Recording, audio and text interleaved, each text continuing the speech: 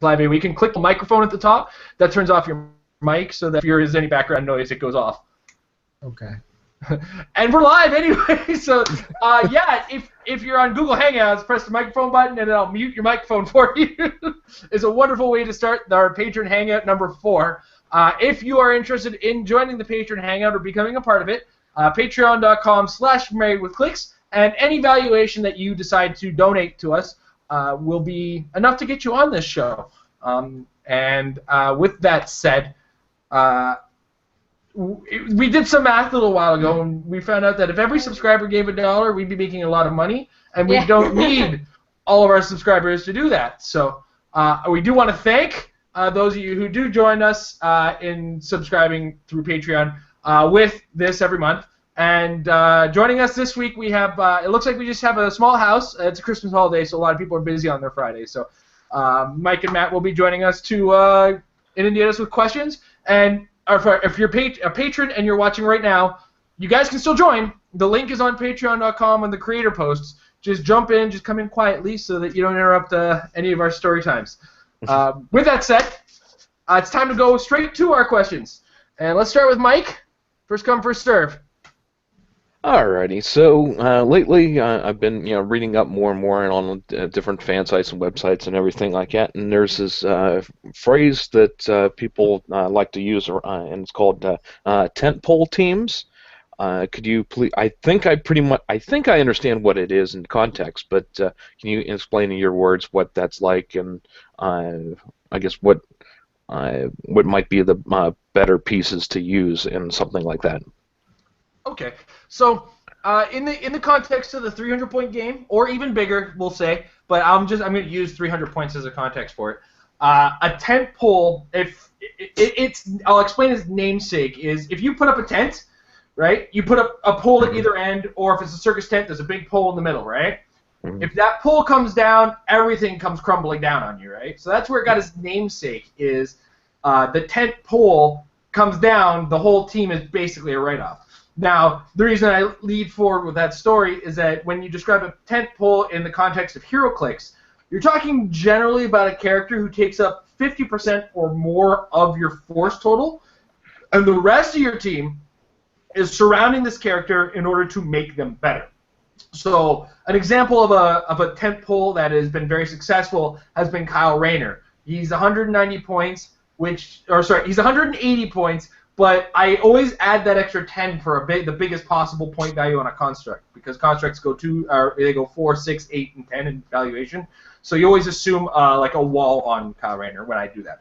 But so he'll take up 190 of your points. It leaves you 110, which you're not going to have a character of the high point value of Kyle Rayner, as well, because you've invested close to or 66% or more of your team in a single figure. You want that figure alive because that figure has to do a lot of heavy lifting. Now, sometimes you do have room for an extra attacker, but in a lot of cases, the heavy lifting it goes on what's referred to as a tentpole, or the one character who's doing a lot of work. So, if you're to think in terms of the game, a one-man army is exactly what I just described. It's a character who takes up all of your points, is the only character on your field, and does 100% of the work, whereas the tent pole is the next level down, where there is a single figure doing a lot of the work, but there is help, and there is still some cloth to the tent. But what more or less happens with a team like that is if the main focus of the team goes down, everything kind of crumbles in around you. And that's kind of the visual that you're supposed to get from when we call a team a tent pole. Is like you have one character, and when that character is done for, your team is a write-off in the strategic thinking. Sometimes, you can throw on a character with a Kyle Rayner who is equal parts going to survive. And it's not a 100% case-by-case basis. It's just more or less, when you spend more than 50% of your team on a figure, then immediately the thought process goes, well, that's your tent pole, that's what's holding up the tent, and then everything else is the cloth around it. And if this guy goes down, the cloth is going to sink a little, and it might just crumble on you depending on the wind, if you will. All right, just one follow-up question, though. Which Kyle Rayner are you talking about, the white, green, or blue? Oh, sorry, I'm talking about the green. A lot of the time when I instantly go to Kyle Rayner without mentioning his color, assume I'm talking green, because he's the one who's who's been seen the most, and I will specifically reference the white or blue one if I am talking about that one. This is why I started putting up little titles on Metafix every time he mentions a character. It's like, look, it's this collector number, so you know what he's talking about. Yes, indeed. Okay. Thank you. No problem. All right, Matt. Yeah, thank you, Amber, for those blurbs. Or if you're responsible for them, they're awesome. I really like the things you've added to your videos for sure. All the All thanks to our patrons. It's definitely worth the extra work you guys, I'm sure, are putting into it too. So that's awesome. The question I have is Mixiplex. I've heard Mike Payne mention something about him being able to get a pulse wave off or something like that 3 times in a row. Oh yeah. Can you tell me without busting everybody's awesome secrets just how that would work? I tried reading it and I'm not cluing in. If you're a frequent watcher of the Meta Lab, you're also of the understanding that Mike is the most frequently corrected as far as rules cases go. Okay. And I couldn't figure it out. And oftentimes there's a misunderstanding. And I think where the misunderstanding in this case goes is you can take Mr. Mxyzptlk and phase him 3 times in a row without a shadow of a doubt. 4 times if you think about turn 1, move him once, turn 2, move him, and then he's got 2 action tokens. You can move him for free with phasing. And then on the 4th turn, even though he still has 2 action tokens, you can phase him again. But I think Mike, in his mindset or what in his thinking process, may have said Pulse Wave and kind of immediately said, sometimes we get into the conversation and he says a thing and we didn't catch him on it because the topic is going in a different direction or none of us caught it. We try to keep each other honest on this one, but there isn't really a way that Mr. Mxyzptlk can Pulse Wave 3 times in a row. That's not a thing that can happen. So that was a we'll call it a slip up.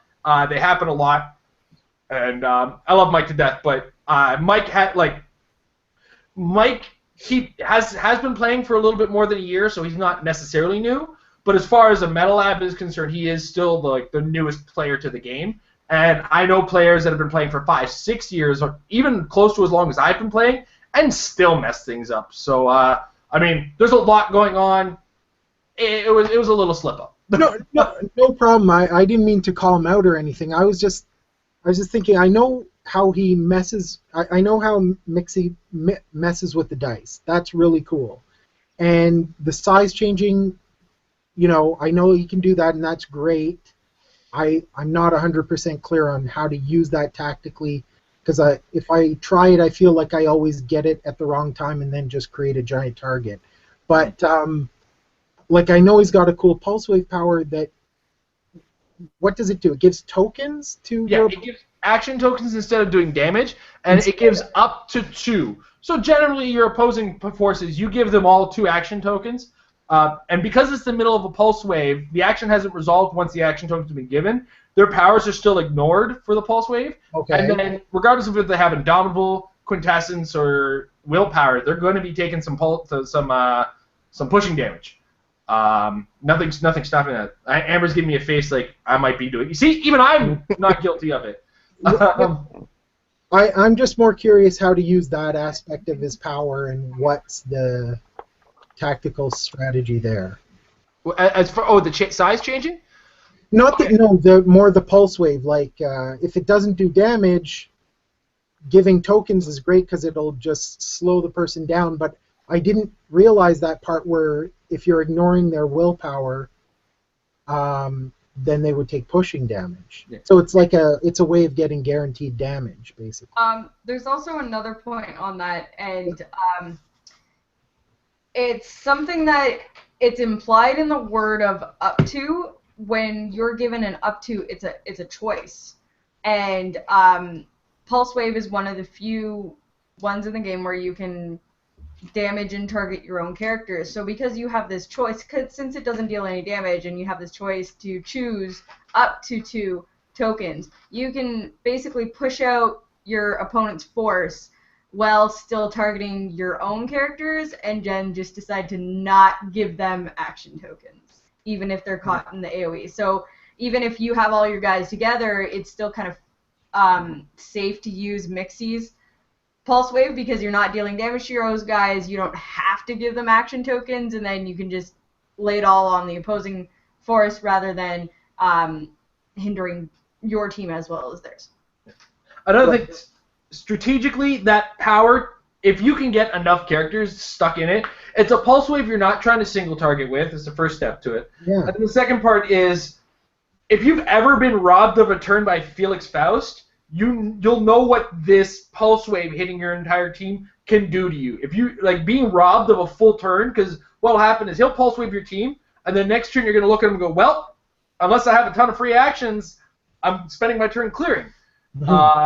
And he can pull it off very easily with a 9 range, Pulse Waving at 5 squares away. That's a big bubble of Pulse Wave if you actually look on the board on that.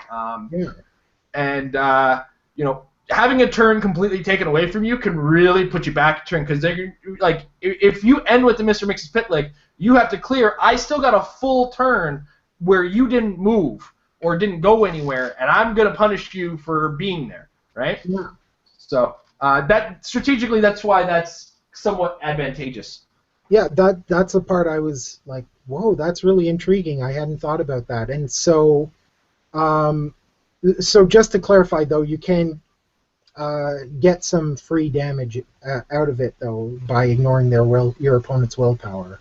As far as my current understanding of it is, because of when you get the action tokens, Right.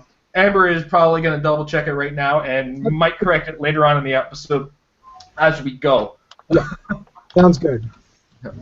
All right, back around to you, Mike.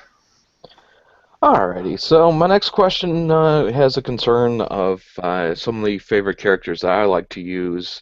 Sometimes will get the 0 range, and the only way to attack the other players and stuff like that, and actually do anything with them, is to get up right up to them. How can I protect my pieces better with the ones that have 0 range? Okay.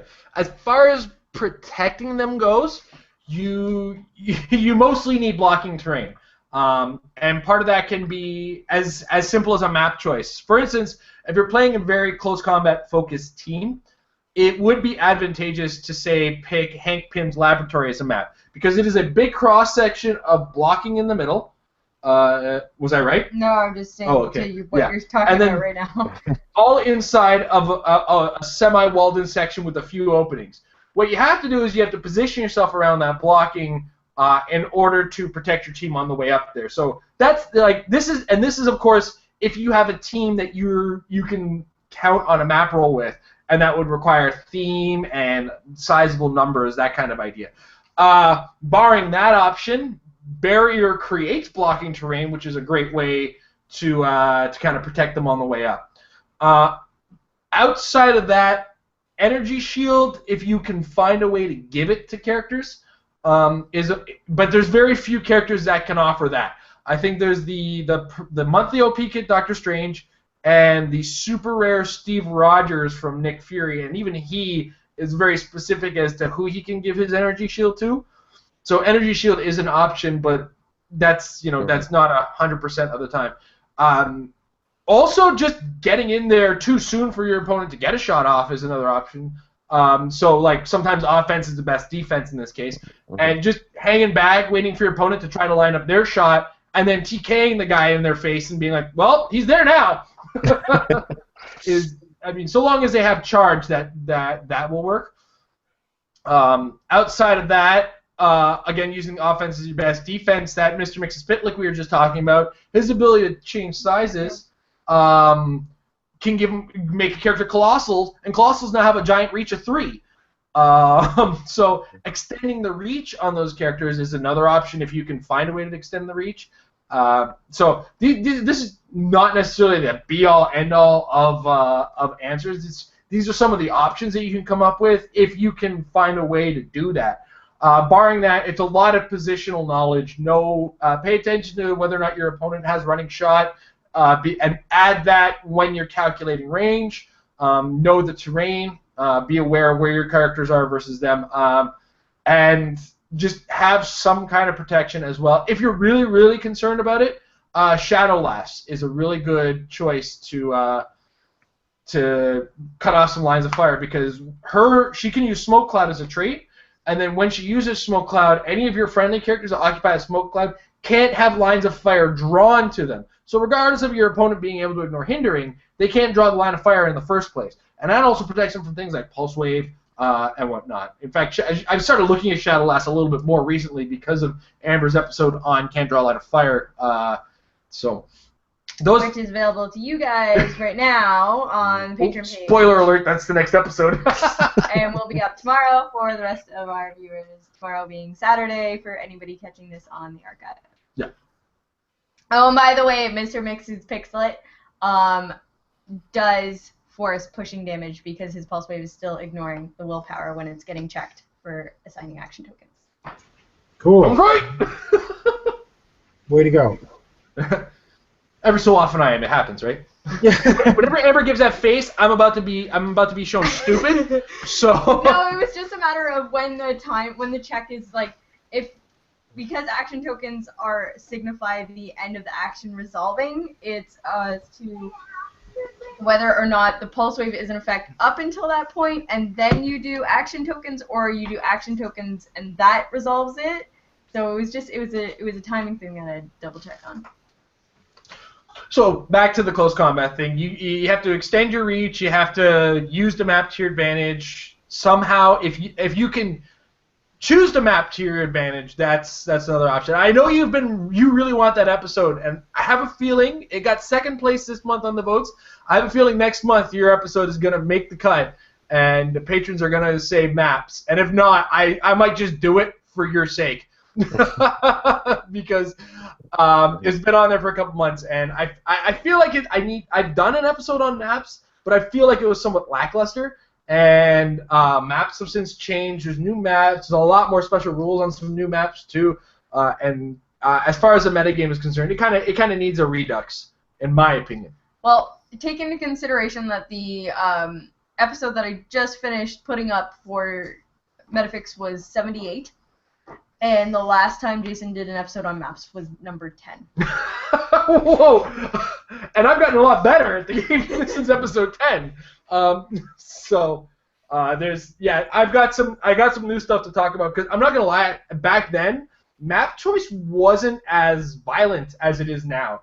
You can be pretty vicious with a map choice, and really, like, if you can win the map choice nowadays, you have significantly more power than you did when I did that episode.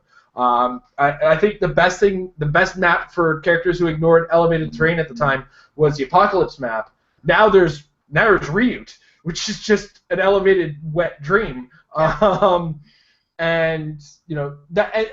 The maps being as frequent as they are, I think they're due for an episode, so it's going to be an episode I do soon. I think I might even take it off the vote and just do it and dedicate it to you, Mike. No, thank you. That's much appreciated. No problem. Now, Matt, are you back in? Yeah, I'm sort of... it's a wild night around here, what can I say? You know what? Star Wars makes me a little crazy, too. The party just won't stop here at the Ryan house. Yeah. So, no, I was going to ask about this mystery solicitation about the new resource for DC and all this stuff, but you know, it sounds interesting to have ID cards for the DC characters. I hope they can kind of mix and match from a meta perspective, but for theme, I like to just stick in one universe. Well, what are your thoughts on it? Have you heard anything? Take the lead on. Okay, so this is nothing against anybody. It's just when it first popped up, the only thing I saw was the HC Realms post where it's like, this is the solicitation. I'm like, all right, where can I find this? So then I went into the official WizKid Slits page, and it wasn't there yet. So I'm like, all right, I'm going to ignore this for now, because people have been speculating and doing rumors about this since the roundtable came out, where they're just like, well, we need a Watchtower version of this. And then it actually showed as it was just quiet that they actually did this, to the point where they didn't even mention in the world's finest solicits that ID cards are going to be packaged into those boosters. Mm-hmm. So once that solicit actually finally came up, and they're like, okay, well, we're doing this, we're packaging it together. Not only are you getting the resource, you're getting like 4 or 5 exclusive cards that you can only get from picking up the resource as a case incentive. What I think they should do with it, what I would like to see, is have it work exactly down to like the same wording as the round table. We already know how to use the round table. It's been around. We know how these ID cards work. I want them to work exactly the same, just with DC characters. Because once you throw in something, even the smallest, even 1 power on the teleporter that's different than the round table, that's when people are getting confused. That's when it's going to cause a problem. And that's when we're going to get a dozen or more questions on the WES, questions on HC Realms, all over Facebook, where it's just like, well, the teleporter can do this, how come the round table can't do this? Like, okay, so I'm doing the round table, does it do the same thing as the teleporter? And the answer should be yes. If they do this smart, if they make this resource smart, they're going to say yes. They're going to go the route of the power batteries, and all they did was change the color. The dial was exactly the same, all the powers were exactly, even the freaking constructs were exactly the same, and that's what they need to do with the teleporter. Otherwise, you're going to see me riot. Or the... Well, a 1-midget riot, but you won't see it. I'm going to have to counterpoint that with, I wouldn't mind the teleporter working 100% differently than the round table. Because, let's be honest, just it might be a completely different functionality altogether. I don't remember. I have to take another look. I don't think the round table stipulates specifically Marvel ID cards. No, it just says any ID card. Right. So you look at that and you say, well, since they're not stipulating Marvel, then this DC ones might get on there. So the teleporter might actually do a different thing. And there might, like, the DC ID cards could function differently as well. They might not have the stipulation of having to be right next to the character. They might actually just be able to go across the board because it's a teleporter, no. Right? And then you got power creep, and that's when you hear me complain. Oh my gosh, people will riot. No, but also at the same time, if you're right, and it is like they all of a sudden errata the round table to say, gotta be Marvel, because God knows Marvel and DC don't get along, and they're already kind of irked at the fact that DC and Marvel mix in this game. If you go back about 14, 15, is it 14 years right now? 14 years ago the game started? 2002. 2002. So almost 14 years ago when this game started. If you went to a tournament, it was stipulated beforehand that if it was Marvel or DC. And then it wasn't an official tournament if you started intermingling them. Their PACs were different because it wasn't until much later that the gray powers actually showed up on dials on DC characters. DC got gold first. Yeah, like the first set Hyper Time had gold powers but didn't have any gray powers. Where was it? Yeah, because there wasn't even TK in the Hyper Time original PAC. There was Hypersonic. Nope, or Leadership. Yeah, but sorry. So DC had Hypersonic, and it wasn't until Clobbering Time, which was the second Marvel set, where the gold powers started showing up in Marvel. But DC waited a little while still for. Well, no, it was Cosmic Justice, which was the second set that had the silver powers because they had Cosmic Boy, couldn't have him without TK. Yeah. Anyway.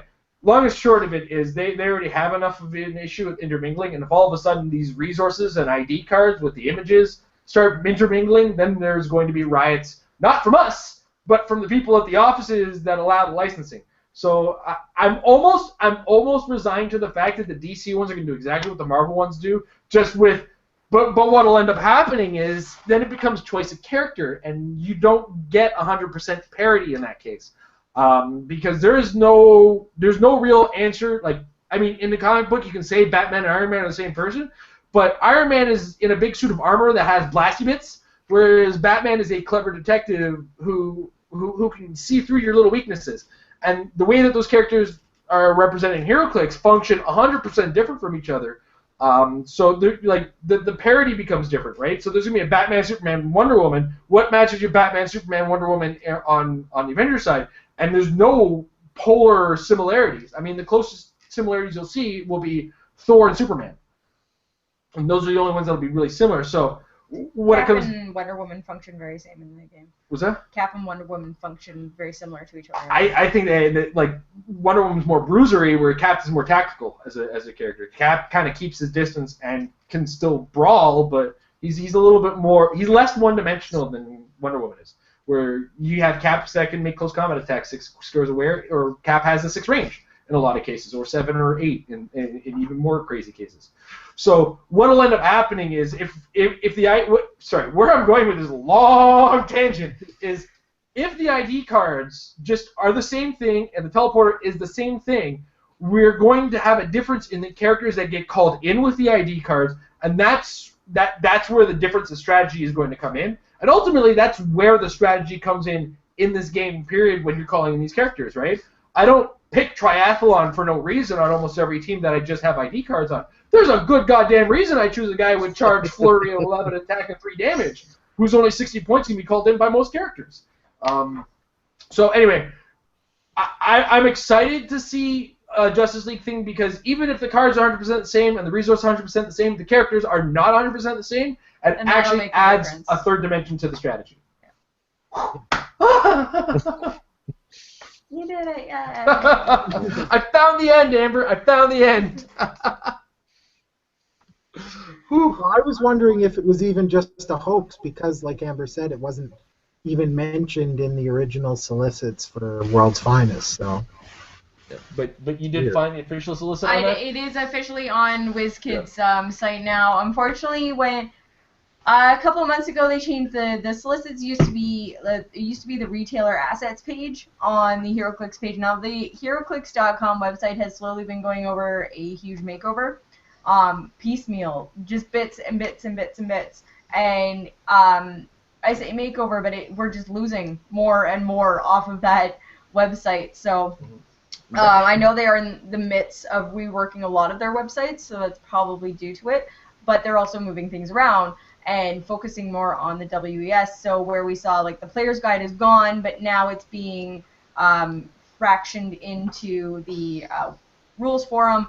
The retailer assets page is gone, and now it's a solicit that is specific to only game store accounts. So when you set up a store account on the WES, that's where you'll actually get the tab for the solicits page. It's not supposed to be out there for everybody to see. They want it just there for the retailers. But it's the internet, so everybody gets to see it anyways. Because you get one guy who runs a store, it's like, hey, look at this new thing, and post it all over the internet. So whether or not that's their intention, that they want to kind of keep it in-house, rather than open to the public, because there was a point in time where like, I was checking it regularly. I know a lot of players were checking it regularly, and we knew the schedule better than our stores did, and better than it felt like some WizKids guys did. Where it's just like, well, we know that this is coming up in 3 months, and they're like, stop it, you're not supposed to know about that. It's like, then don't put it on your website. It says retailer asset, you shouldn't have clicked that. yeah, and when I was 17, I sure as heck was 18 on every single one of those websites I went on. But yeah, so now it is officially up there. We are getting this. It's going to be a case incentive, so stores, retailers will not be able to order the SKU unless they'll be able to order one for every case that they order. So if you're like us, which most people aren't, we buy 2 cases of every set, so we'll be eligible to buy 2 teleporters. We'll buy one. We'll buy one. You know what? We'll probably buy 2 because we have 2 round tables because we fight over that one sometimes, don't we? Yeah, that's true. We have 2 Queen Jets because we fight over You mean I it. actually play this game? Yeah, sometimes. It doesn't feel like I've played this game all that much anymore. It's only because it's been a busy holiday season. And I've been focusing so much on judging lately. Yeah. But yes, to your question, it is legit now. I like you, where I was just like, it's on HC Realms, I'll wait until I see something official, and then I'll get excited about it. I honestly didn't even bring it up on the Meta Lab initially because I hadn't seen the solicit, and then Mike decided like 3/4 of the way through the show, and after I had gone on a rant that I wasn't going to bring it up because I haven't seen an official thing, put the solicit on, and I was like, okay, cool, it's official, there's ID cards and a teleporter. That's what we know. Right? It's not the solicit that I'm excited about. Oh, what? Don't worry. Okay. We're all good. We're all Question. All right. So, Mike. All right. How do I follow up that now? Yeah. Amber's Alrighty. All right. How about this? Speaking of all of, the treadmill, I have not seen that played since it was like whatever prize during Flash sets. Nobody at my regular Thursday night people I've never seen it played. I've never seen it talked about. I think just how viable is it still viable? Can it still be used in a fun game? Like what are your opinions on its collectability? Would I even want something like that now or? Here's the thing. It's what's that? I said I have stuff to say on this. All right, then lead the way. I think that the treadmill was a really good idea. I don't think it was implemented well.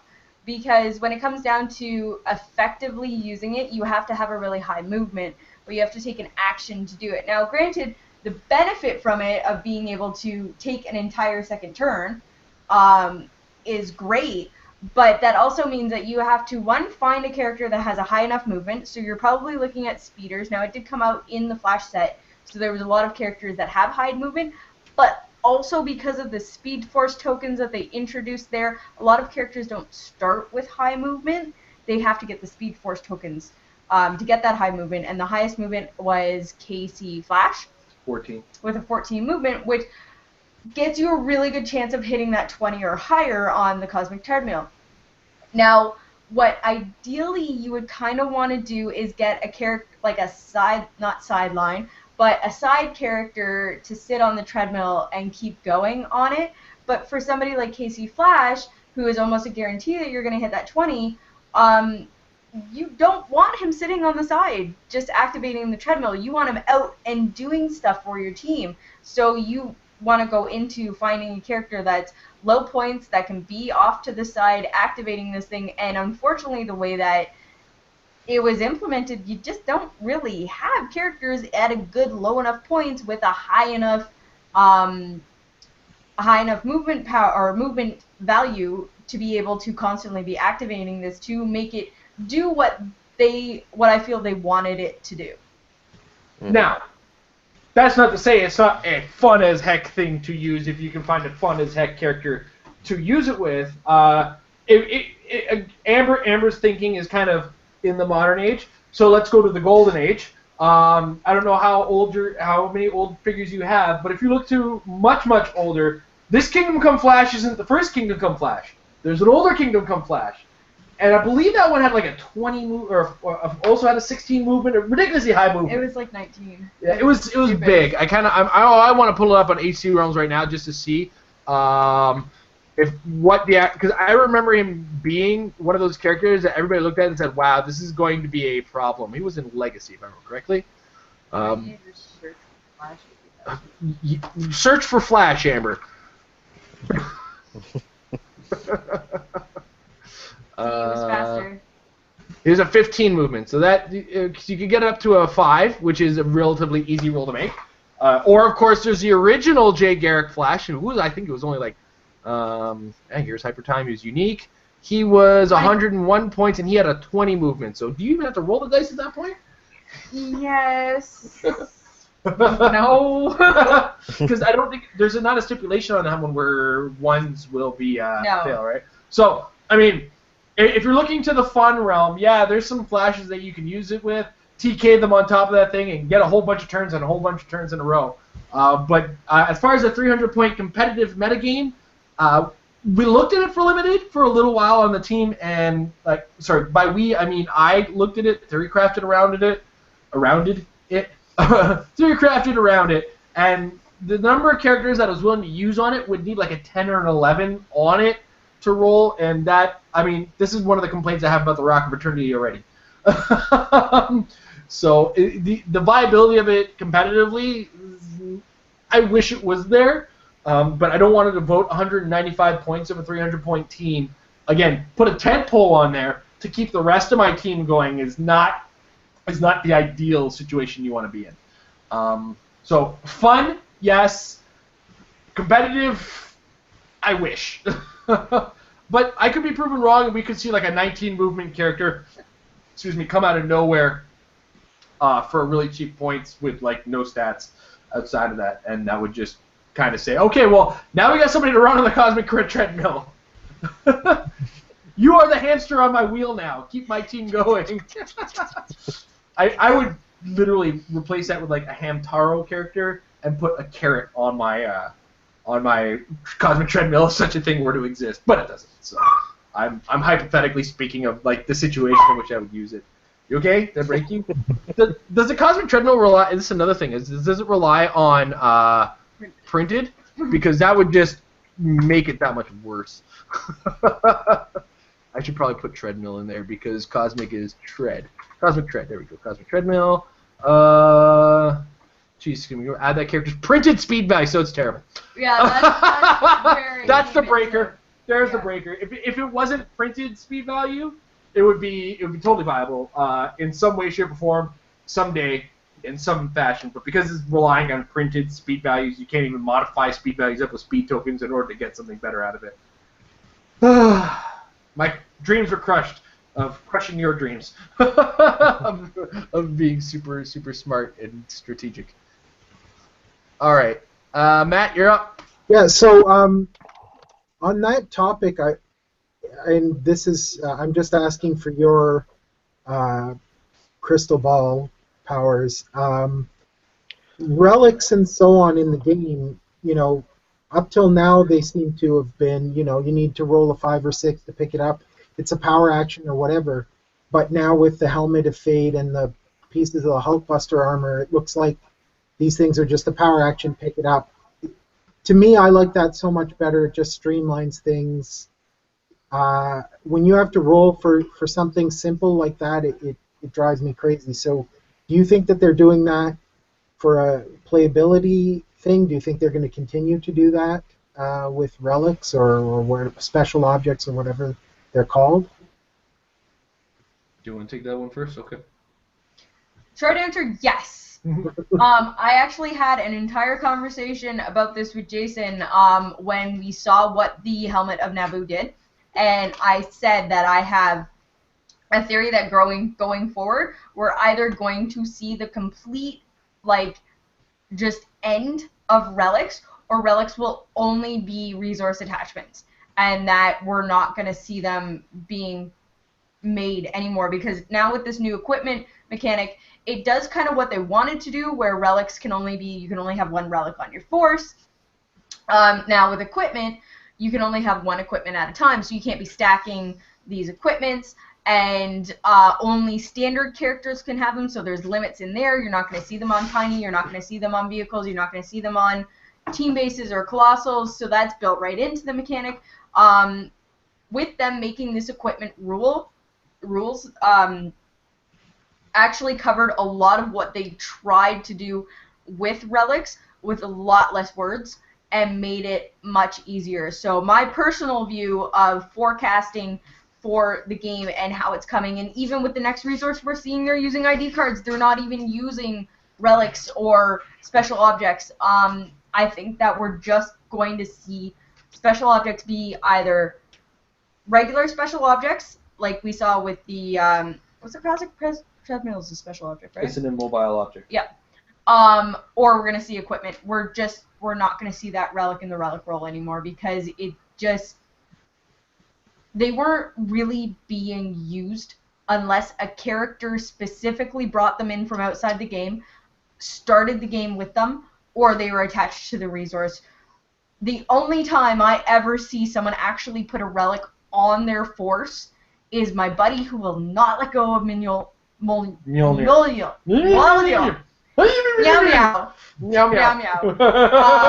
My buddy will not let go of the old Golden Age Meow Meow. Every time he can play it, he will. And then he sits there and he's like, 5 or 6. No, it's a 6. You can only get that with a 6. I'm gonna need to roll a 6, and it's like it has one character spend and it's usually a big heavy hitter. Spends it's a colossal every time trying to pick up Mjolnir, and it's like, dude, just play the game. But yeah, I think that I think that relics are going to go the way of soaring, and that's my prediction. You always miss my option C. Every time you want to... Me and Jason action, and this was option A and option B, and then you always forget hypothetical option C that Jason mentioned, where relics could just get more powerful. Right now, relics do what the special objects that we're seeing that are equipment do. So relics from before, up till now, do what we're seeing the equipment do. So if we see relics in the future, and you have to roll for this thing, we could probably start to expect the relics to become significantly more potent in the future. Because when we got to War Light, the constructs are constructs, and you can only use them in situations where you can use constructs. Prior to that, we had the Mandarin's Rings, which I believe actually rolled were they a 5 or 6 or 4, 5, 6? I can never remember now. Because I've only ever used them with the power plant, right? Let's go with Disintegration because Disintegration Beam is that's the resource set. It's a 4 to 6, so they started making the rolls easier to make, but people still weren't enticed to use them because they were being attached to resources. So I think future thinking is if you're going to be rolling a 5 or 6 or just a 6 or a 4, 5, or 6 to possibly get this item, there has to be a reward worth getting at the end of that rainbow. Now, the way that the special objects equipment is working now is good for what relics used to be. So moving forward, if they keep relics in the game, from here on, relics have got to get more powerful because otherwise we're just going to use all this equipment. But ultimately, it could be a slow phase out of relics because I've seen it's happened before where they slowly phase something out and then it just gets taken out as a problem and now no longer have to think about it. Like M10 Iron Man. I'm so glad I don't have to consider that guy anymore. And people turn to me and like, well, there's that fire star. Well, no, he doesn't get 2 rolls. He only gets 1 on me. If I hit, the damage is going through, and then you roll. With Iron Man, it was you hit, I roll my impervious. Well, then I'm not gonna have to roll the second roll, so I'm taking no damage. Anyway, ideally, some things just get kind of put to the side, and soaring is one of them. Was there anything else since other than soaring? Well, battlefield conditions, feats, event Oh yeah, those those are gone. Oh shocking. Okay, but now we're getting FX dials, and it makes me very scared. You know what? We could just be event dials all over again, where it just doesn't matter. Because event dials were there, and they were specific to scenarios. I feel like they're gonna end up being battlefield conditions that work like spell traps. Don't mention spell traps ever again. I'm so glad that Yu-Gi-Oh thing is over because I managed to get very successful tournaments out of that event altogether. Every time I went, I did very well. If I didn't go undefeated, I went 2-1 and lost to the guy who did win. But I mean, in the end of it all, Magician of Dark Chaos. That everything in Yu-Gi-Oh just wasn't. He asked us about relics. We started talking about Yu-Gi-Oh. Oh boy! All right, Mike, quick, get us off the tangent. Alrighty. So I want to know more about the WizKids event system and how that works.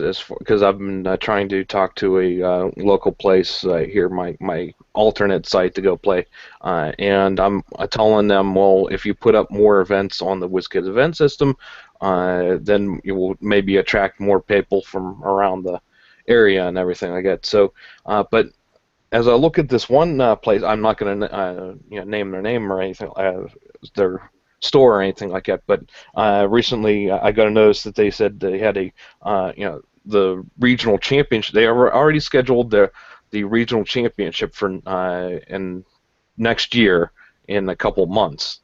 Yep. And I wanted to check that out. But it says you can't. That's the locked for some reason like that. I can't say, hey, I'll attend, I'll go, or something like that. So I can't reserve a spot for it.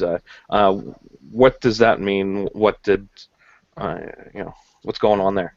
That is a fantastic question. As far as the regionals, nationals, worlds, etc. go, I don't know how the sign-up process goes. Mostly because I do believe that these have a sign-up process involved with the store. And what ends up happening is if I go and log into the WES and sign up, and then show up at the store and try to pay in person. But some other guy has gone through some online process and said, hey, I paid for my ticket.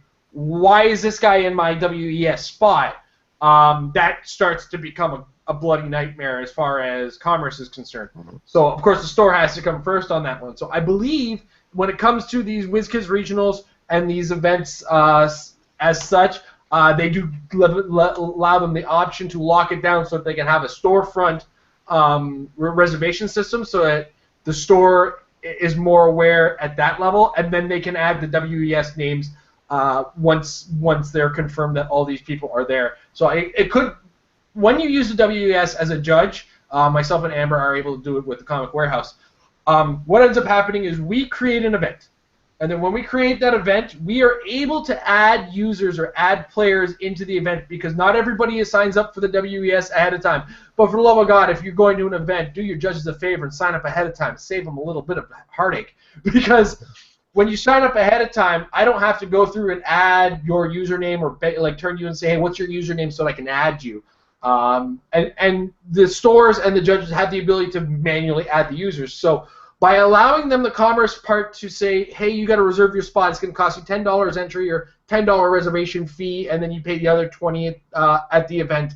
Well, however they're doing it, they do that up front, and then they can add your WES name manually from there, and then they have full control so that it doesn't become just a cluster bleep of people all at once. Because here's the thing: if I go and sign up for the New Jersey spot, or the Rochester event and don't show up, I was able to do it on the WES, what'll end up happening is I'm taking somebody else's spot if it's all managed manually by the user. So where I'm going with this is big events, nationals, worlds, these WizKids regionals open idea. I'm pretty sure up front you can't just WES your way into it. You've got to deal with the store first, and then they'll WES you into it. And then that's the way it seems to be working. It's the way it makes the most sense to me, because I couldn't even imagine what Nationals would look like if it was, oh, sign up for the WES, kaboom! Oh, well, it's full. And then none of those people showed up, right? And but of course, a bunch of people will be like, well, I couldn't sign up on WES, so I'm not going. I mean, I think that's what they're protecting from. Okay. That makes sense, right? I'm not crazy. I'm not out of my mind. Because I know at some point I started rambling in the middle of that, but it's like I'm on top. That makes all of that makes sense. I have not personally set up a high enough event for it to allow me the opportunity to just say, like, you can't register for this. The other thing is that when these stores are given these stuff is, especially if it's an official WizKids, hey, you're running a regionals or a nationals or an open, they do these templates, and it drove me crazy with Age of Ultron, because I was running Age of Ultron slightly different than the suggested format, is when they give you these formats, they don't allow you to change anything, so it's are there for you to just click enter and go, and locking out registration is probably one of those already set into it, where it's like, here's the format, here's the scenario, this is all the information you need, this is your player cap, but we're going to stop people from being able to register so that, like Jason was saying, they can do it online or in person and make sure the numbers are actually matching, rather than Joe Blow from the other side of the world signs up on the WS and taking out someone's spot who's standing there in line being like, hey, I'm here, I want to play.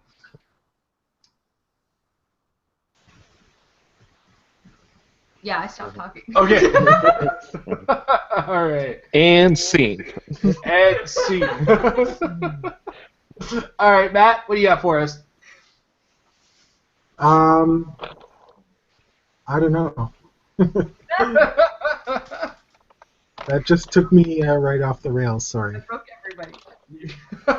Your heart stopped. Oh, okay. No, I'm back. I got it back. So someone brought up a good point recently, so I won't take credit for it. It may have been on one of your shows, that there isn't a starter pack that you can just go into any store and buy. And that seems like a bad marketing issue, but I know they're reworking the rules and everything, so probably once that's done. But as far as growing the game and your vast experience with it, wouldn't that be wonderful? And what would that look like if you could design it as a starter set you could hand to a player, take home, and pop it open and play it? Well, you know what was a really good start? Was the free comic book day Cap and Iron Man with the little map. Throw some dice in there, throw a full rule book in PAC, and you've actually got what I think would be a reasonably priced entry level to the game. Because here's the thing, I love that little pack because the two characters, first of all, they're legal. I won't turn to a player and say, well, you can't play that starter set. Figure is no good. They're not purple rings, so that made them tournament legal, which is fantastic. That little map, though not tournament legal, though, is just enough space. There's enough terrain in there to get an idea of how the terrain functions. The cards themselves were written very differently, where the description of charge is kind of shortened on there, but is on that card. If they slapped a full-blown PAC and a full-blown rulebook in that, and just something as action tokens even, you have what I think would be a good low-end entry point for every player. Because I stress this enough, we need more starter sets in this game. You've got WizKids making a starter set for Dice Masters for every set. Throw a PAC and a rulebook in every Fast Forces, man, because let's be honest, we're trying to get new players in. Those of us in the stores, we want more players in this game. We want this game to survive. We love this game. And it gives them more frequent chances to update the rules and keep the rules fleshed out on a regular basis, right? Because I can't tell you enough, we are now 2 years into the 2014 rulebook, and we're about to see a 2016 rulebook. But things in the middle of that have changed, and some of those things are actually not how they are anymore, right? I mean, you got the new colossal rules, the new giant rules, the new tiny rules, the new equipment rules, where possession is equipment now. Vehicle rules have flipped over, but vehicles work on PAC if I remember correctly. No, okay, so that's safe. The team bases rules, or team-based rules on the card, they're practically worthless because of an errata. Which still drives me crazy that they printed the zombie team-based card under the old rules, even though it came out way after the errata. I'm still insistent that was printed, that was actually printed before the errata. It's the only reason you can think. Anyway, going where I'm going with this is just if they go something as small as that Iron Man and Captain America, and there's always two figures in each set that you can easily just go, okay, we'll make a version of this and a version of this.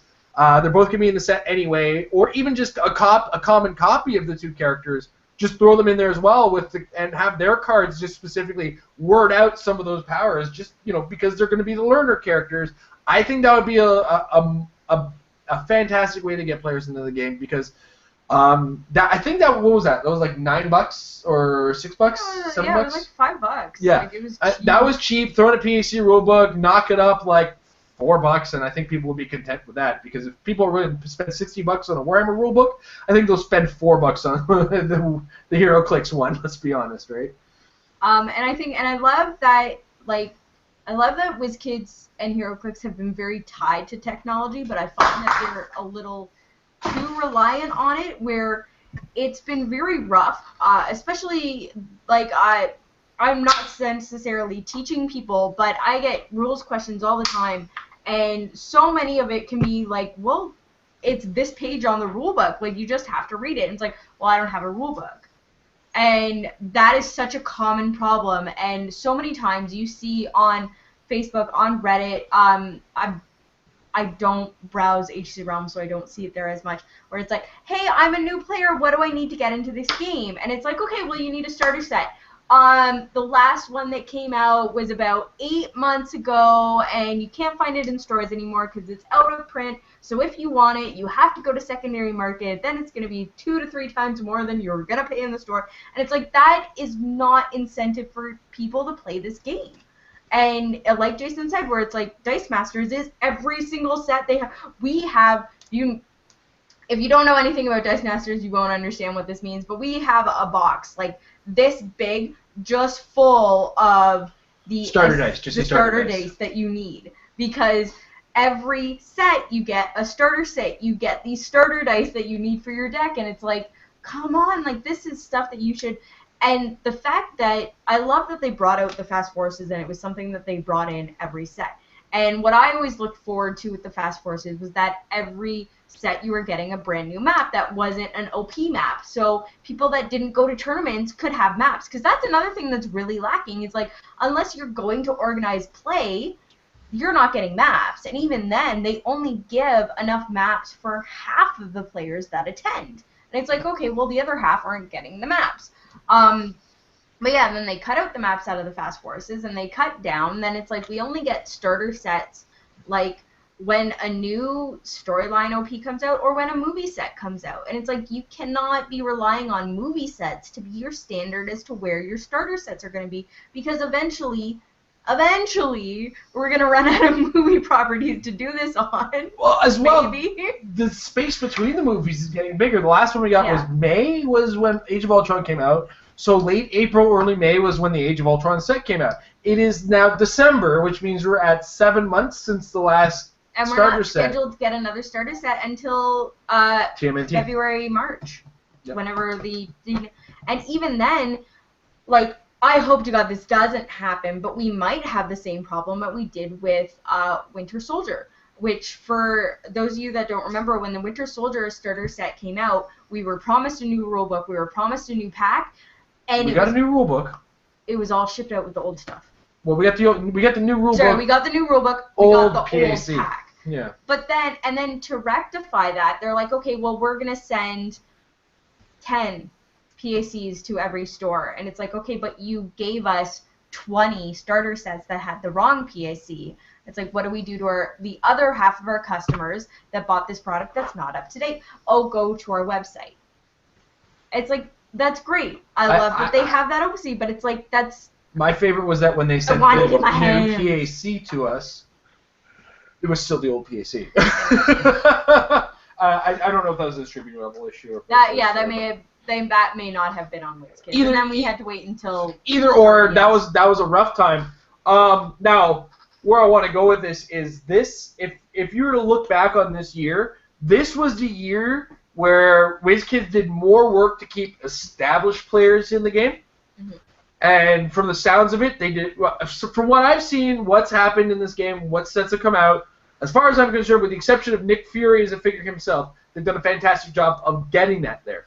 They're in the midst of they were in the midst of a rebalance, but they also made Nick Fury. But he's a super rare, and we were promised that super rares were going to be powerful. We were promised they'd be complex. There's a difference. Anyway, there's a difference. Complexity doesn't necessarily mean power, right? That's true. Point where I'm going with all of this is they spent a good year taking us established players, rebalancing the game to a certain degree, and then now next year it sounds like starting like from these two new rule sets that we're looking at an update to the rules, and there's a lot of streamlining going on if you look at it already. Possession works way different than what it used to, which is fantastic. Way different and yet still the same. Yeah, very different, but very, very much the same. But sorry, tactically better in some degrees, tactically worse in other degrees. Some strategies that we used to rely on are gone. Some strategies have to be reworked, and we have to look at how many points we're spending on other things. That's a long bout on that one. But next year seems to be the year of the new player. We have the TMNT set coming up. Superman versus Batman is going to have a starter. We have Superman Batman is going to be a set. Superman v Batman. I didn't realize it was going to be. It's a movie set. But I didn't realize it was going to have a starter. Of course, it's going to have a starter. We also have Civil War. Mm-hmm. That's going to have a starter. That's bound to have a starter because it's a movie set, right? So we have 3 properties that are going to bring in movie starter sets. So 2016 is the year of the new player. Bring your players in. Talk to your stores. Organize some kind of a new guy night. I know Comic Book Addiction did something with that, Matt, a while ago. And was it successful? Yeah, well, I think so. I missed that one, but we're getting a couple new guys for sure. Yeah. Okay, but on Sunday there's a Christmas Clix at our place. Yes, yeah, there's a charity event. And unfortunately, I have no idea, but I don't think I'm going to be in any condition to make it out there. Originally, I was planning to, but we're running a tournament tomorrow, and we have work, and you have to work on the Sunday, and it's just none of it is going to work for us getting down there, unfortunately. You'll see us soon enough, trust me on that one. I really am trying to come see you guys when I can, and I really wanted it to be tomorrow, but right before Christmas is not working out. Yeah, no, I feel you. We're already having some collision issues with this tournament tomorrow, and it's too late to push it back, because if I push it into next year, it's the week before Christmas, and then if I push it back too far, then I've lost the interest in it. And anyway, long and the short of it is, we're looking forward to that event tomorrow, and we're looking forward to getting out a little bit more the next year. But yes, to as far as new players go, next year is the year. Bring the new guys in. There's going to be enough starters, enough new stuff coming out for them that. And the return of X-Men. And X-Men's going to attract players because people like X-Men. Wolverine and the X-Men sold out. Giant-sized X-Men sold out. Explosion sold out. Anything with the X on it, monsters and mutations. And the word mutations in there, and the set disappeared. If it's got the mutants in there, that set is gone. So get the new players early before that set comes out, because we need WizKids ordering a lot of that stuff. We're creating a lot of that stuff because they have to know that this X-Men stuff just goes. You could, like, Wolverine and the X-Men I spent a week on the shelves, I think, and then there was just, it was gone. Days of Future Past like that. I came in right at Days of Future Past, and because I wanted to buy it, I heard about it, and it was gone before I could buy it. Yeah, I think there was a couple packs left over at Comic Warehouse recently, but they recently did a sale ramping up for this weekend's event, and they sold Gravity Feeds for $1 a pop. So I'm pretty sure Days of Future Past, Days of Future Past and Batman were just, everybody was cracking them all day yesterday or last weekend. Yeah. So I think they managed to get rid of those. Another thing on completely unrelated reason why Days of Future Past just went off the shelves is that there was one chase in the set, and the collation on it was ridiculous. It was not guaranteed to be one in a box or even one in a case. Yeah, because we opened a case on camera and didn't get a Nimrod. There was, I think the final number was like 1 in every 4 or 5 cases or something. Like, he was just... They made him really rare, like ridiculously rare. He was more rare than White Rabbit was. Which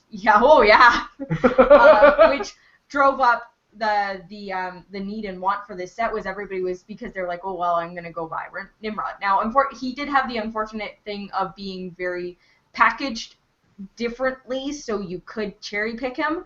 But still, that meant that there were boxes out on the shelves for this, and people were just originally picking up boxes hoping that the chase was guaranteed. We started at new players. Mike! You know what? We started this, and you're like, we're going to Kevin Smith it. And then every time I go on a tangent, you get mad at me. I've been catching myself as frequently as I've been catching you. All right, Mike, it's your turn. Alrighty. So... something else I've been thinking about as far as a couple months ago, it kind of opened my eyes up to, we were playing this collaborative setup, and I was thinking, like, what's the difference, well, not, hang on, how do I want to phrase this? Sorry. The smoke versus barrier, which one do you think is more effective, and which one should I kind of train myself to use more or less or something like that? As far as training goes, barrier is very cut and dry. 4 squares of blocking, put it in between you and your opponent, or block off an opponent from moving. That's the way barrier works. Training comes with smoke cloud, because that is a power with layers to it that a lot of people miss. Step 1 is it's 6 squares, so it's more terrain than barrier offers. But it's also hindering terrain, which means there's quite a few characters that can ignore it. Now, if a character can't ignore it for line of fire purposes, if you pop that smoke cloud on top of an opposing character who can't use smoke cloud, can't see through hindering, then they get -1 to their attack. It is the most frequently missed issue or power portion to smoke cloud. Is if you can't use smoke cloud or you can't see through hindering, you're getting -1 attack while you're occupying that. Now, if you're drawing line of fire through that smoke cloud as well to the character who popped off the smoke cloud, they've effectively swung their defense by +2 by popping you in the smoke cloud and forcing you to shoot through the smoke cloud. So you get +1 defense, they get -1 attack. Effectively, they're 2 points harder to hit than they were initially. So smoke cloud has layers behind it, but it is more ignored by more characters than barrier is. And both have their uses, but more often than not, I find you're less likely to see me use a smoke cloud if it's not a free action, as opposed to a barrier, regardless of free or not, because there's more situations I can see a barrier working than cutting an action to put some hindering terrain and possibly make it difficult for my opponent to hit if I'm not packing stealth and they're not packing ignore hindering. You look like you wanted to interject on that. It's also a matter of knowing your map, because barrier only can be placed on clear terrain. Yes. So if there's hindering terrain around or anything, you have to place it on clear terrain. Water terrain even, unless you're on like the Atlantis map, which says I don't care. Place it anyways. Whereas the smoke cloud can be placed on pretty much anything but blocking terrain, and it can be placed on top of each other. If you have more than one smoke clouder on your team, you can stack that smoke cloud to stack the minus attack. So if for somehow on your team you're getting smoke cloud from 3 different sources and all of them smoke cloud the same 6 squares, someone inside that smoke cloud is going to be getting -3 to their attack. Mm-hmm. Now, yeah, each individual smoke cloud can stack on top of itself because they have to be in distinct adjacent squares. But if character A smoke clouds, then character B can smoke cloud on top of character A's smoke cloud, and then character C can smoke cloud on top of character C's smoke cloud. Now, that is a 1 in a million. Let's just be brutally honest. This is not like a 1 in a million situation. But the rules say you can do it. Yeah. And that's all I'm concerned about. Amber's like, you can. I don't know when you ever will, but god damn it, can you ever? I have a 25-point martial artist. Why? I can. His name is Robin. Why? Because I can. Again, don't strategically, don't force that situation, because an Avengers initiative or a character with ignores hindering for line of fire is just gonna say, oh my goodness, the invaders. Or an invader's just gonna go, hey, what's up? I don't care. Yeah, I noticed that. Yeah, I have Bucky, and I think the one old Shield team from Nick Fury's set, like that does that. Yeah. And Bucky walks through barriers too. That's another thing. Is like the invaders have made me scared to use those powers, because sometimes the invaders sneak their way into teams because a lot of them are really low points. They have multiple keywords they can sneak in. Well, unless you're Namor or Captain America, yeah. But ultimately, like, they kind of sneak their way into teams, and you forget about them. And then you're using something like the power plant, and you ever use a blacklight ring because that gives you smoke cloud and stealth. And then all of a sudden, Namor runs over. You're like, oh. Well, there goes that stealth. And then Namor turns it into water train. Yes. Indeed. Namor's creating puddles all day, every day. So, yeah. A bladder problem. But yes, training. There's more training involved with smoke cloud than there is with barrier, because barrier is a little bit more brute force about saying, no. Whereas smoke cloud's like, you can try. I wouldn't advise it though. And as Jason will go into much greater detail in the upcoming Nick Fury Metafix episode, Nick Fury doesn't see through blocking. Barrier is your friend. Yeah. No. Barrier is your bestie, because barrier is there's less characters that see through blocking than there are that see through hindering. It's just like fractionally, or not even fractionally, like percentage-wise, there's like 150%, 150,000% more, whatever. The number is astronomically bigger for Ignorus hindering than there is for Ignorus blocking. I think there's like maybe you can almost count on two hands how many characters ignore blocking, and most of them break through it when they shoot through it anyway. So, yeah, it's barrier is more potent, but there's less to learn about it. Smoke cloud is more finesse, has a more finesse use, and if you're using it as an action, you like that isn't a free action.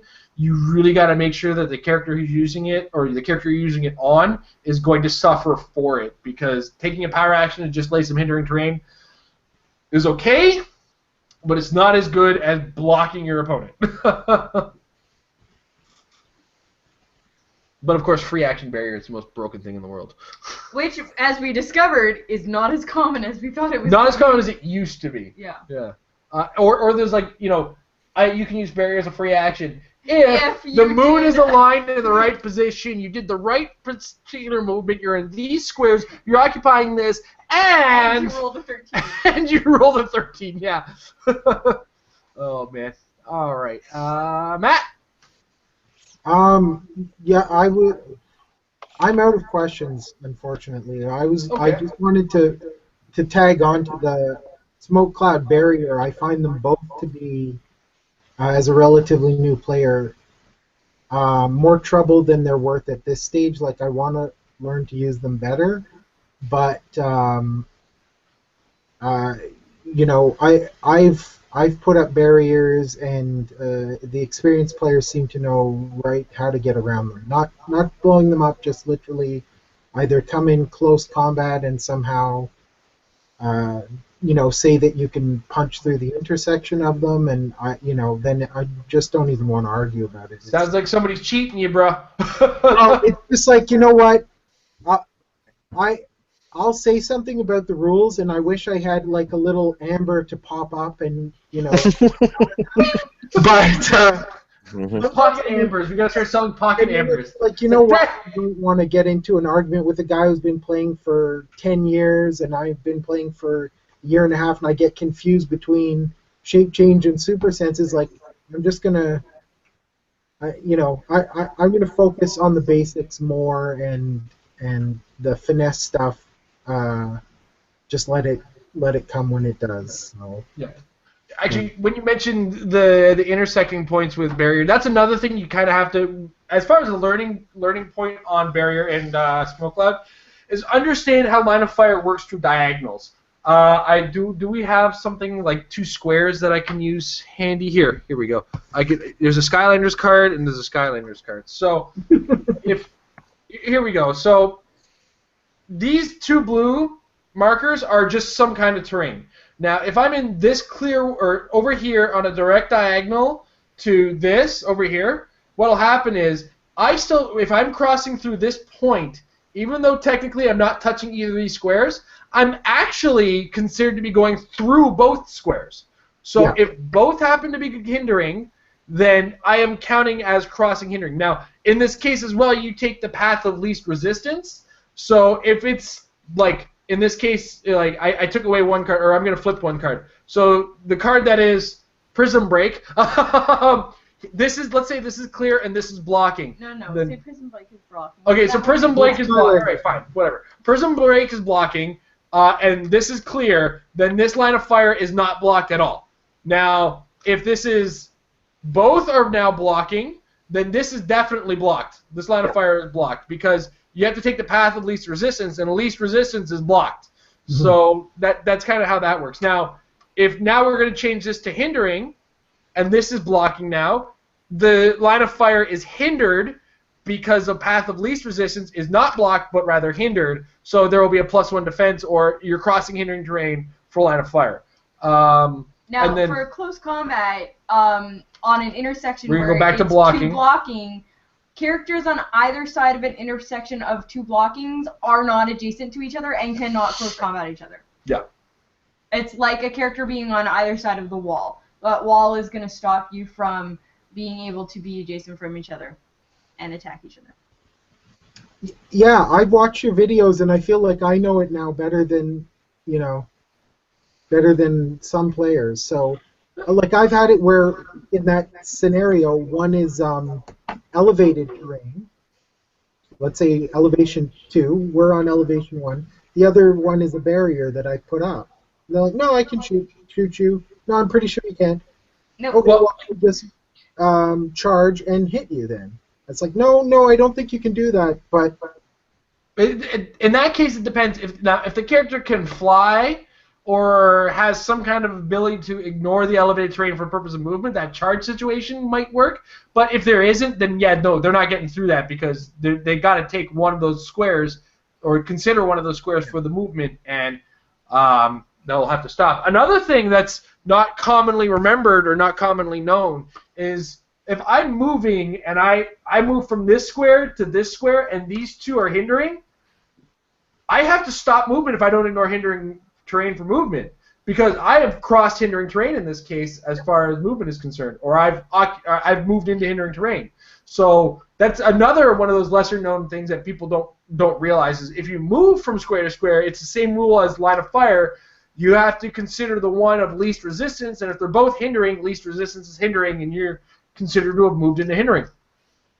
On that exact point, that affects sidestep as well. Like if you have a locked speed of 2 and you move one square through that, you have to stop. Isn't that yeah, because even though it's a lock speed of 2, moving into hindering, if you don't ignore hindering, doesn't turn your movement into 0. You stop moving. That's how that works. Now, if you started occupying the hindering, it doesn't have that 2. That's correct. So if I start in hindering and I sidestep, I can move to, regardless of whether I go from hindering to hindering or hindering to out of hindering, excuse me, I can move those 2 squares. But if I enter hindering with sidestep, unless I fly or ignore hindering for the purposes of movement, I'm stopping. Yeah. Those little finite parts where people get caught up of, well, stopping is moving my movement to 0. Well, no, it's not. It's stopping your movement, right? I mean, you can sidestep all you want. If one of your sidestep movements enters a square adjacent to a character, you sit around and stop because I stopped your movement by becoming adjacent. Yeah, and thank you for your videos that you've made on this subject, because that's it's better than the rule book in some cases, but I just can't pull the videos up when I'm playing. Yeah, I get why they don't let you use the internet, especially when things like HC Realms goes on. It's like, oh, I gotta check a rule. Meanwhile, I'm checking the dial on HC Realms for your character, and so I'm memorizing how much I have to hit you for. I remember when I was much younger. It's sometimes words are confusing and pictures are not. Yeah. Yeah.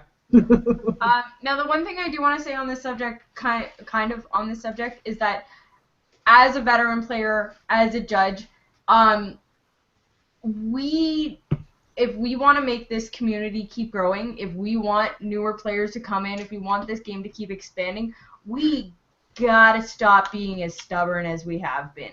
I find that the people, more often than not, the people I'm correcting on rules are the veteran players. This game changes all the time, and it changes so much that even someone who's been playing from the beginning isn't guaranteed to know all the rules. Even I don't know all the rules. I am constantly researching the rules and making sure that I know. Even just recently, I had a thing about the sideline, and originally at one point they said that when a character KOs, it goes to your sideline. That's not a thing anymore. And you just have to keep going. And the fact that having the mindset of being like, no, I know the rules, no, I'm right, and not having that openness of being like, well, maybe something's changed. Maybe I'm not thinking of it. Maybe I'm thinking of an older rule, and we have these newer players, like you were mentioning, that you didn't want a confrontation. You didn't want to say that this guy who's been playing for 10 years is suddenly wrong. And it's hard because, I mean, like, I have social anxiety about confrontations. I know what a lot of players do as well, and you don't want to get into a fight, but you also don't want to find yourself in a situation where the next day or later that night you're like, oh, I was right. Never be afraid to call your judge. Judge. Even for the smallest thing, never afraid to call your judge. And judges should be immediately receptive to this. As a judge, you should be able to go on and just answer every question, even if it's just as simple as, like, what does this power do? What does sidestep do? Judges are there to answer these, and the judge's ruling is final too. So even if the judge is wrong, they should be able to later on admit it and research their own questions as well. But with these veteran players versus the judges, that we need this openness, communication in the community to keep this growing, is you should never be afraid to call the judge, and the veteran players need to be open to judges correcting them even when they believe that they're wrong, or even when they believe they're right, because like I said, the rules just keep changing, and they're not going to stop changing. And unless you're constantly researching the rules, that, like someone where I was saying, like, I'm like every day, it's very possible to get caught off guard and be like, oh, when did that change? That's not how I remember it. And going back to what we were talking about earlier with the fact that we're not getting the rule book out often enough, where it's like, okay, well, I have this rule book from 2 years ago and this is the way it says it. It's like, well, yeah, well, they changed that 2 months ago. And that's where, like, say you need to have the judge intercepting and just having players on top of it and just being open to being like, oh, hey, shit, I was wrong. Let's keep playing. I keep having all these hard stops and just everybody stops. I decided I wanted to stare at you for the hard stop this time. Mostly because I did that episode on how the judge is also an equal use tool that you need to use, and you need to be able to call judge every time. And I don't care how veteran a player you're playing against and how rookie a player you are. I don't care how veteran a player you are versus rookie. If there is any discrepancy between you and your opponent, immediately call a judge. Even if you're playing against me. Actually, I encourage you, if you're ever playing against me, to call the judge over. And she's more wrong during a game than she is when she's just like when she's judging, she's picture perfect. When she's playing, it's like, no, that is wrong, Amber. You should know better. Vision, right? You know, get very focused on what you're trying to do, and yeah, you know, I mean, every card is a little change in the rules, essentially, at any given time. What I can't stress enough either is every single rules argument in the world between two people is a semantics argument. It's some guy has said, well, the English language says it this way. Well, sorry, game language doesn't say that, and you're just going to have to suffer for it, because game language and the English language are actually two different languages once you get into the game space. I tried to write an article. I have an article sitting in the drafts on our blog about game language, and I just cannot get the right word. Oddly enough, I can't get the right wording in to be able to do it, but I mention it all the time in Dial It Up that words are everything, and they don't necessarily mean the same thing in English as they do in HeroClix. Yeah, unless a rule specifically states has is not possess, in spite of the fact that semantically and by definition they're the same thing. And may and can are completely different things. Exactly. In a game, may and can are different, or, you know, can and option are kind of the same in the game. It's, you got to understand game language versus the English language sometimes, and it's, as a longtime gamer, it doesn't bother me as much as it bothers some players who don't come from a background in games. I come from Magic the Gathering. I come from Versus System, where semantics is everything.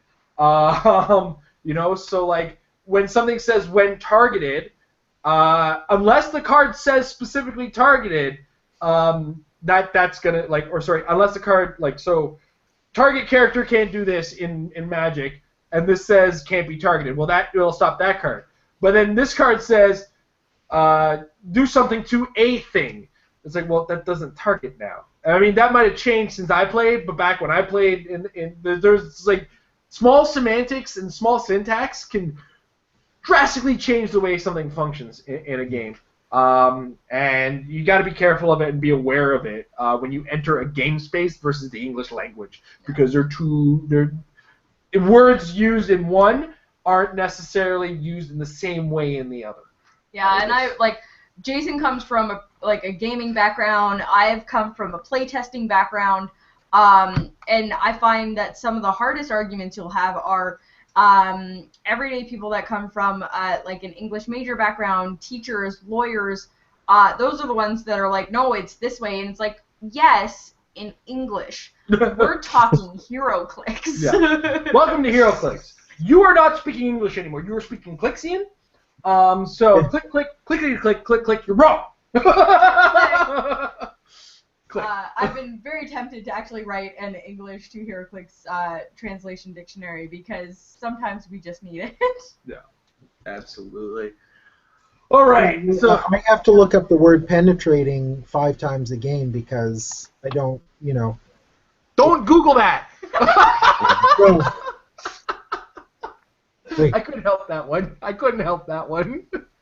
Yeah. All right, Mike. Alrighty. My last question, I was debating whether or not to use, but hey, we got some time. Let's go with it. All right.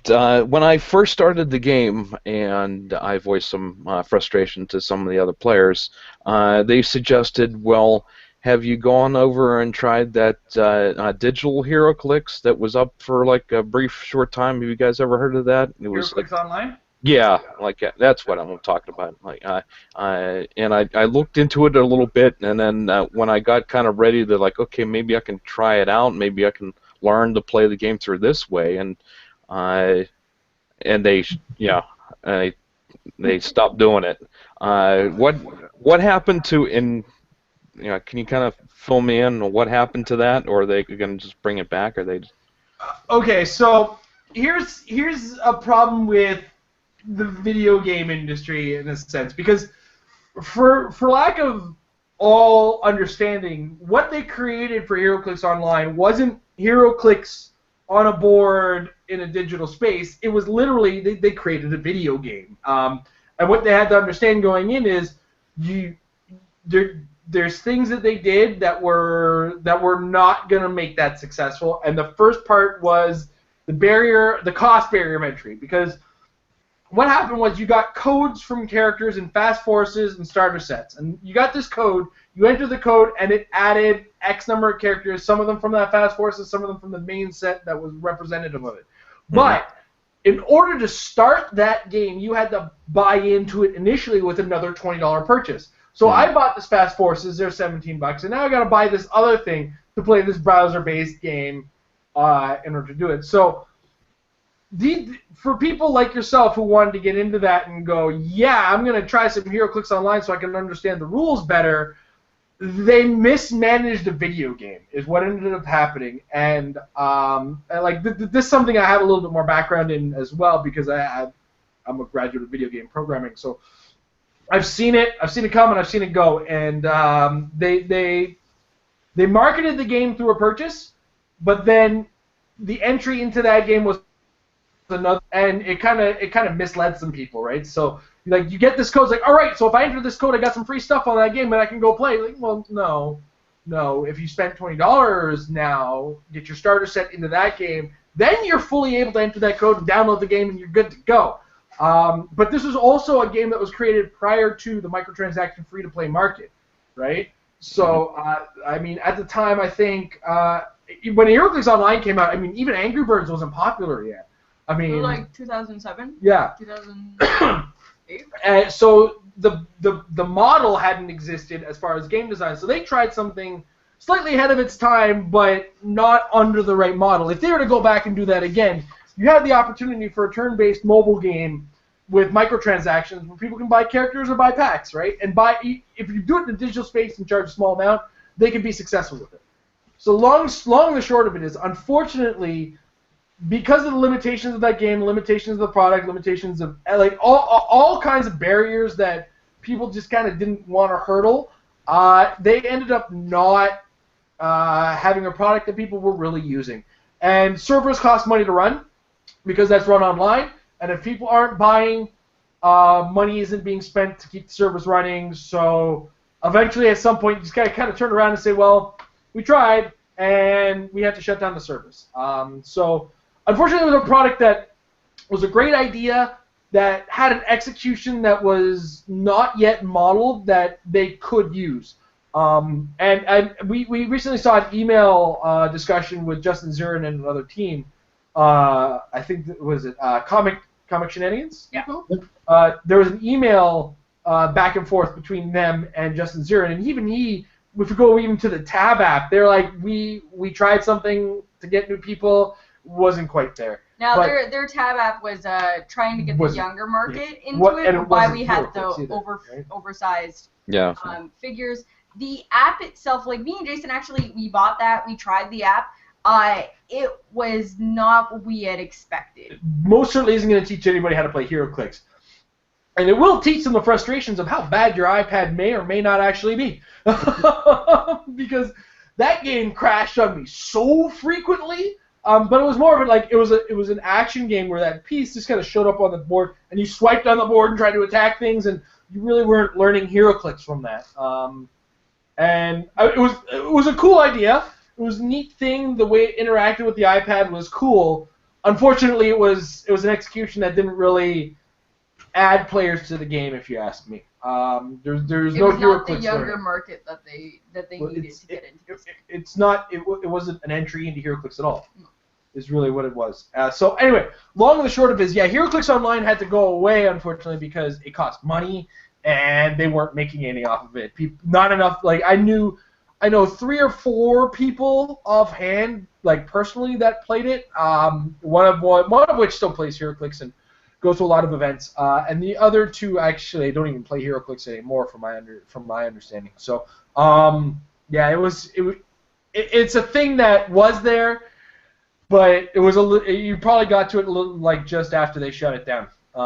And it's something, if they were to re-implement now, there's more potential for it to exist nowadays in a mobile market, or even in a free-to-play market, where you just open up a free-to-play game, limit people and what they can have, bring them in, throw some ads in the bottom, get some microtransactions in, and they could probably get a successful product out of that, as opposed to what they originally had, which was a good idea, too soon for its time and too expensive for its offerings. Mm-hmm. I think that should be a good long story about HeroClix Online and my opinions of video game design as well in there. All right, Matt, did you have anything else you wanted to add before we shut her down? No. Good luck tomorrow at your Commons tournament. That's awesome. Well, we're running it, so I guess the luck is that nobody. That it goes well. Yeah, it goes well. Yeah. Good luck that you have a good turnout. There's, it runs smoothly, all that good stuff. I don't have to disqualify too many teams. Well, I'm pretty sure we're going to bring our boxes of extra commons with us just in case of emergency. And we'll be checking teams ahead of time, so we're not going to be disqualifying anybody. We're just going to be like, yo, fix your team. So if you're coming and you have any doubts on a figure, by all means, bring a couple extra backup options just in case, especially if you have a figure that you might be ambiguous about. Because there's like the scenario packs and the collector's editions, like the Hank Pym collector box, I kind of said no to, because it's a limited edition collector thing, and it's not really a starter set or fast forces. I was trying to encourage. Anyway, I'm on a tangent about my tournament tomorrow, and I don't need to be on that tangent. We need to get some sleep soon. So we do want to, of course, exit by saying, guys, thank you, our patrons who've joined us on the show. And here we go. Mike's just giving us a chance to show off the action tokens. He does have them. Mike is our longest running patron so far. He's got 4 months worth of action tokens for Married with Clix. You get one of those a month at the $10 mark or higher. Show the other side. Show the other side, because you're going to be the only one who owns some of these, right? He's an August 2015 patron, and each one has the month that he was a patron for. So we really appreciate. This is one of the things we do to show our appreciation at the $10 or more mark. I mean, just because it's not listed under the $20 mark or the $25 mark, if you do give higher than a certain amount, you get all of the belows. So if you're at 25, you get the 20, the new 20, which I'll explain in a second, the 10, the 5, the $1 options. So you don't disqualify yourself from anything lower. That said, those of you who are watching live and the two of you who are here now, we've added a new patron incentive at the $20 mark. In addition to getting an action token like Mike just showed you, as well as getting early access to the videos and a downloadable copy of the videos, access to the Patron Hangout, and the ability to vote on one of the Metafix episodes for the month, you also get 1 hour of coaching or talking HeroClix with me on Skype or Hangouts or whatever app you use for video calls. And this isn't a recorded thing. I will just take you aside. We will talk HeroClix, you and me. If you think there's something you need to work on, we'll talk about it. If you think there's some information you're lacking that you'd rather talk to one person about or not talk to, if you have a team, 100% guaranteed secrecy between you and me. And I will sit down and we'll chat for an hour each month if you want to talk HeroClix if you're on the $20 or more mark. So Mike, as an example, he's in a $25 mark, which lets him build a team for myself or Amber. As well, he also gets that 1 hour coaching per month and the action token and all the other cool stuff that we do offer in the lower end. So if you are interested in becoming a patron and you don't want to go to hcrealms.com and use the shop code MARRIED and everything like that, you can directly support us that way, and we do our best to return the favor and say thank you, including this show and giving us a chance to say to your faces, guys, thank you very much for being patrons. And because it's December and the next time we do this show will be January, I do want to say Merry Christmas, Happy Hanukkah, Crazy Kwanzaa, Happy New Year, Happy Holiday, whatever it is that you celebrate. Enjoy it. Have some fun with family, play some HeroClix with some buddies, have some drinks, some eggnog, which is less and less eggnog these days as an adult. And bring on the rum. Enjoy yourselves. I'm going to spend this weekend mostly drunk because it's my birthday on Monday. So this guy's old. I'm hitting double threes. So happy birthday. It's my birthday on Friday, and I'm a lot older than you are. So next Friday or like today? 1 week from today, I'm turning 40. Well, happy birthday, happy 40th next Friday, and I'm gonna roll some knockback on Monday. Yeah. All right, guys, have a wonderful evening, and happy holidays to our patrons.